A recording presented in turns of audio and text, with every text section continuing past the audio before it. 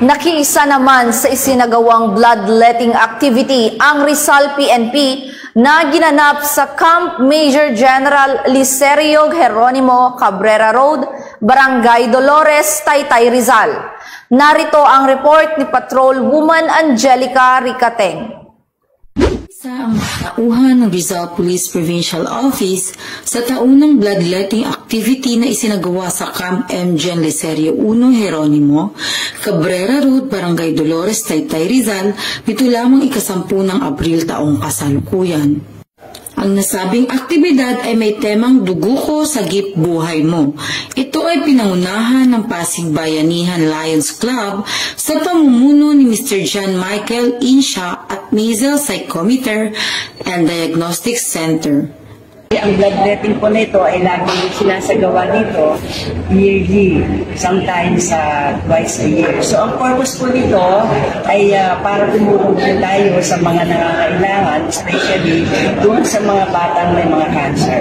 Not only the cancer, but of course yung mga kapulisan natin na ang family ay nangangailangan po na. Actually, Mama, for so many years, naging partners na po natin ang mga PNP for this particular event. Sila po talaga ang malaking tulong sa community na nagbibigay ng product. Well, inaan ngayon po namin yung mga gustong mag-donate ng blood na ito po kasi ay malaking tulong sa mga may sakit.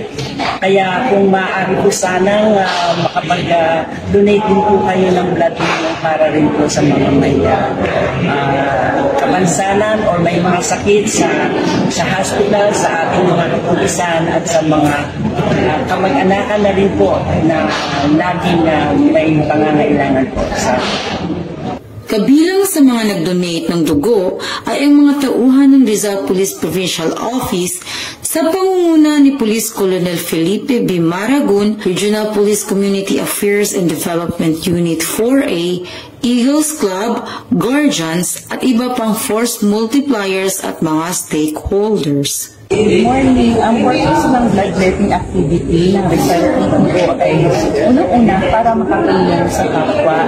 Ito ang benepisyo po nito dahil makapagbigay po tayo ng ating dugo sa mga taong nangangailangan, sa mga may sakit. Ang tao naman na nag-donate ng blood, makakatulong dito sa kanilang kalusugan, sa kalusugan ng kanilang. So, dahil napaprevent dito ang risk ng heart disease at heart attack, maganda rin ito sa ating liver dahil nakakapag-cleanse din ito at isa pa nakakapag-burn din po ito ng cancer. Ayon po yun sa pag-aaral. Ang hakbang na ito ng mga kapulisan ay isa lamang solidong patunay ng kanilang pagmamalasakit at pagmamahal sa bayan na handang ibigay ang kanilang buong puso at serbisyo para sa kapakanan ng mga mamamayan. Mula rito sa Rizal Police Provincial Office, ang mga inyong Police News Network Correspondent, Patrol Woman Angelica Ricateng. Alagad ng batas, tagataguyod ng balitang. Maraming salamat, Patrol Woman Teng.